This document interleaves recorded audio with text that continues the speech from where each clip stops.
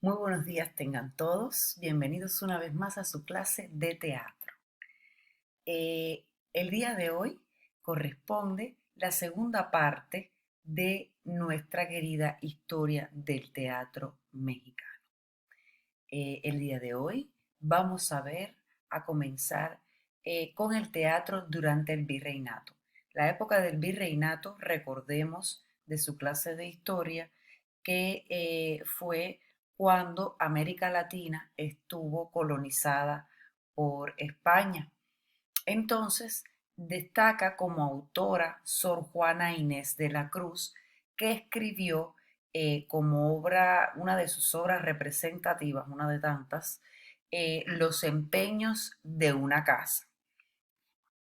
Esta obra se escribió por encargo de los marqueses de La Laguna en el año 1683. Podemos ver que el 4 de octubre de ese mismo año fue su primera publicación. Entonces, esta obra retrata los intentos de don Pedro y doña Ana por conquistar a sus respectivos prospectos amorosos. Recordemos que en épocas pasadas, pues el cortejo, como en todo, ha evolucionado o involucionado, o sea que es diferente a estas épocas en donde todo era mucho más recatado, mucho más pensado. Ahora se vive un poco más del impulso y pues los códigos para tener una relación amorosa son diferentes a los de, por ejemplo, este año que estamos viendo, que es el 1683.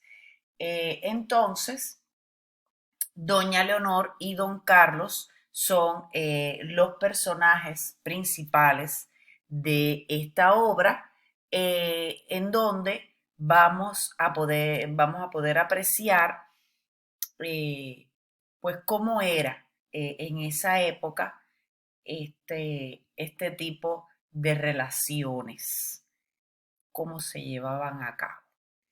Eh, Recordemos que el teatro es fundamental porque el teatro retrata, por decirlo de alguna manera, la época en que se escribe.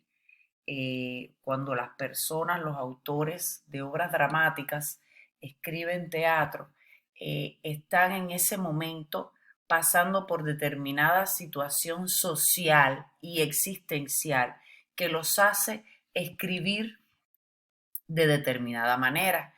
Y esta manera de escribir es un reflejo de la época en la que fue escrita. Es importante siempre conocer el contexto histórico en la que se ha creado determinada obra que uno pues quisiera estudiar más a fondo, porque este contexto histórico influye de manera directa en la escritura de, del autor.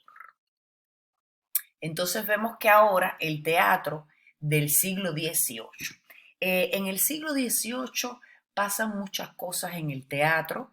Se empieza a tener una conciencia de la identidad criolla. ¿Qué quiere decir esto? Los criollos son el resultado de la unión de los españoles con los nativos y a su vez con los esclavos africanos que han traído forzosamente por la esclavitud y pues fueron migraciones forzadas que a su vez crearon otro tipo de seres que son los que habitamos ahorita aquí en América Latina, que somos el resultado de esa unión de todas estas personas que han venido de diferentes partes.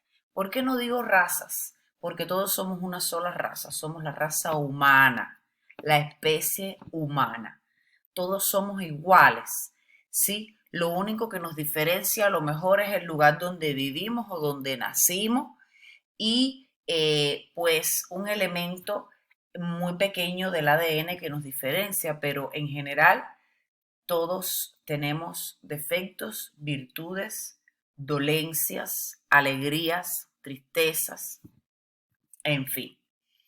Entonces, este teatro de esa época es un teatro que trata de encontrar, de que sus personajes tratan de encontrar un lugar en esta sociedad que se empieza a forjar en el siglo XVIII, donde ya han pasado años, siglos desde la conquista. Entonces el mestizaje ha tomado un papel protagónico, puesto que son los habitantes de las Américas de ese momento. Ya no son españoles, ya no son africanos, ya no son nativos, sino que es una mezcla. Somos un ajiaco.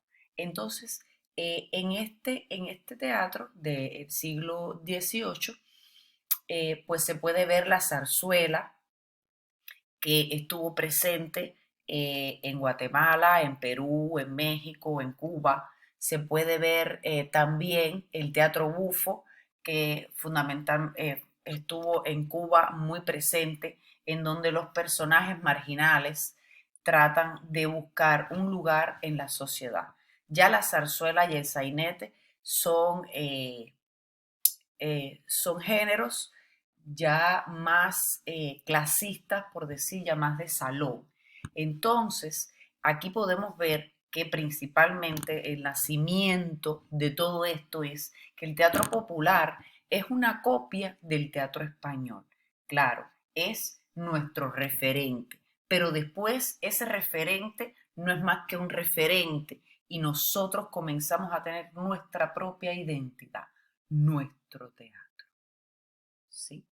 Entonces, este teatro popular se desarrolla en las plazas, en las calles, en las iglesias y en los colegios. Yo les había mencionado que mientras haya actores representando una historia y un público que los está mirando, ahí hay teatro. No importa si esto sucede en una calle, en una plaza, en una iglesia, en un colegio o en un teatro. El teatro aristocrático y criollo tenía lugar en el Palacio Virreinal, en el Coliseo Nuevo. Se representaban obras de autores españoles y franceses. Más adelante ya comenzaron a tomar un lugar más importante, ya en el siglo XIX, aquellos autores criollos que se comenzaron a gestar en este siglo XVIII. Igualmente la identidad en el siglo XIX ha tomado ya pues mucho más auge. Perdón. El teatro en el siglo XIX.